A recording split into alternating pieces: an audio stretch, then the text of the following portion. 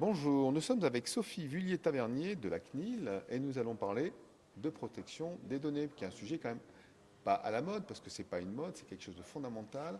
Donc vous sortez d'une conférence sur EduSpot sur le sujet. Que fait la CNIL dans cette affaire? On peut rappeler un petit peu ce qu'est la CNIL et quel est son rôle fondamental en France? Bonjour d'abord. La CNIL, la Commission informatique et liberté, est en France donc chargée de veiller à la protection des données personnelles et ce dans tous les secteurs. Donc elle est chargée à la fois d'appliquer les lois de protection des données et plus particulièrement le règlement européen sur la protection des données personnelles, donc le RGPD, qui va entrer en application donc le 25 mai prochain. Donc, il s'agissait notamment dans le cadre de cette conférence de donner les points clés de ce nouveau règlement européen qui ne change pas fondamentalement les règles de fond en matière de protection des données personnelles. Je veux dire, on doit encadrer strictement les conditions dans lesquelles les données personnelles doivent être utilisées, s'agissant tout particulièrement des données des élèves, les sécurités à mettre en place, l'information, les droits des personnes. Et donc, il s'agit d'expliquer ces points clés du règlement. Encore une fois, les principes ne changent pas. En revanche, la gouvernance et les mécanismes de régulation, eux, changent profondément. Alors, au-delà des mots, concrètement, les données personnelles, c'est quoi? On va essayer d'avoir quelques illustrations avant de rentrer dans le dur. C'est quoi une donnée personnelle? C'est mon nom, c'est mon prénom, c'est des photos, ça s'illustre comment?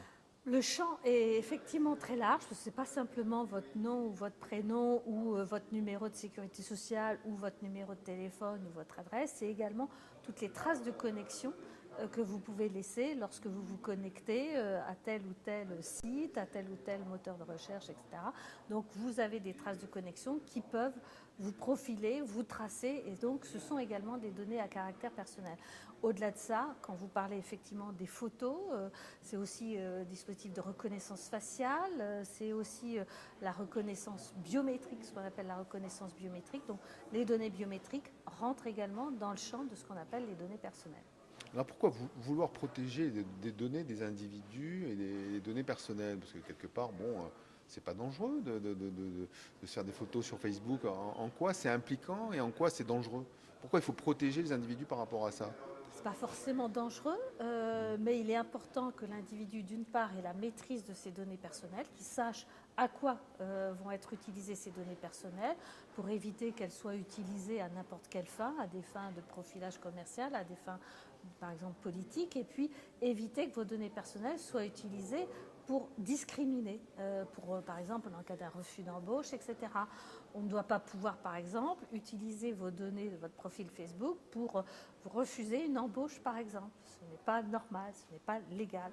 Donc, il faut contrôler l'usage des données personnelles et éviter qu'elles ne soient utilisées à n'importe quelle fin. Alors puisqu'on en parle, c'est que ça se fait, hein, on sait que ça se fait, que les employeurs aujourd'hui, donc les futurs employeurs de nos chers bambins qui sont à l'école, vont être utilisés ou ont déjà été utilisés.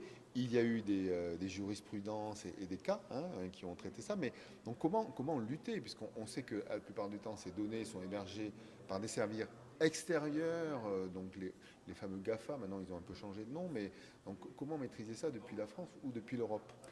Alors, un point important, c'est le fait que le règlement européen, le RGPD, s'applique aux entreprises étrangères qui vont cibler les citoyens européens. Donc le règlement européen a vocation à s'appliquer à ces acteurs, qui devront respecter les règles fixées par le règlement européen, qu'il s'agisse des conditions d'utilisation des données, de la sécurité, les conditions d'hébergement des données et de respect des droits des personnes. Donc ça, c'est un point vraiment important du règlement. Au-delà de ça, la CNIL a également engagé depuis plusieurs années des actions de sensibilisation auprès des jeunes, notamment en milieu scolaire, et ceci notamment en partenariat avec le ministère de l'Éducation nationale.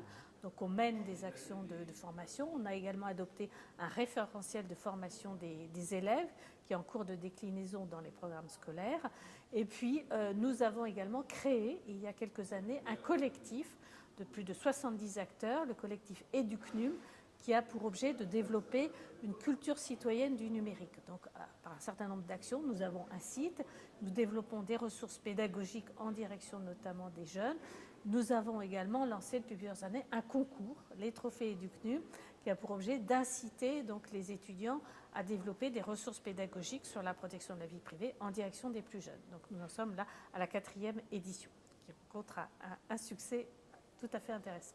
Alors, si je résume bien, donc au niveau européen, on demande aux plateformes de services de se conformer à certaines règles importantes dans la structuration des données qu'ils hébergent. Ensuite, vous sensibilisez les gens à l'importance de maîtriser sa donnée personnelle, hein, donc c'est des actions que vous venez de décrire. Troisièmement, est-ce qu'on a aussi, vous avez, alors je sais que les moyens de la CNIL ne sont pas immenses, mais il y a quand même des actions. Si un individu s'aperçoit que ses données personnelles ont été utilisées à mauvais escient, comment il peut faire? Vous avez donc des actions de lutte, des actions judiciaires. Comment ça... Alors la CNIL dispose à la fois d'un pouvoir de contrôle sur place et sur pièce, et notamment sur site, et également un pouvoir de sanction.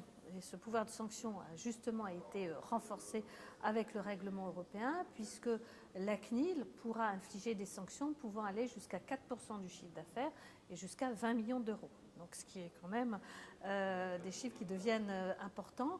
Et tout citoyen, tout usager donc, peut saisir la CNIL d'une plainte, donc plainte en ligne. On a mis en place un service de plainte en ligne sur notre site, donc www.cnil.fr, qui permet de nous signaler des faits qui seraient contraires effectivement aux règles de protection des données. Donc ce dispositif fonctionne vraiment très bien et tout intéressé donc, peut saisir la CNIL d'une plainte et donc nous pouvons diligenter des contrôles sur place et puis infliger après une procédure de sanction aux organismes qui sont ainsi incriminés. Dans le futur, qu'est-ce qu'il reste à faire? Parce qu'on sait qu'effectivement le sujet a évolué dans le temps, depuis qu'on en parle. Au début, c'était la CNIL toute seule, puis ensuite l'Europe s'y est mise et tout le monde est plus ou moins d'accord.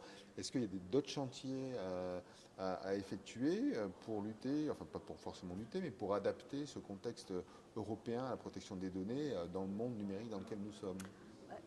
L'entrée en application prochaine du règlement européen, c'est un beau challenge qui est posé à l'ensemble de l'Europe, puisque ce règlement européen a un objectif d'harmonisation de toutes les règles de protection des données en Europe et instaure un mécanisme de coopération entre les autorités de protection des données qui devrait permettre notamment de développer un processus de contrôle et de sanction harmonisé au niveau européen. C'est nouveau parce que chacun avait sa propre... Exactement. Donc derrière tout cela, l'idée c'est de promouvoir au niveau international le modèle européen de protection des données et donc de faire en sorte que ce modèle européen devienne véritablement la norme internationale en la matière.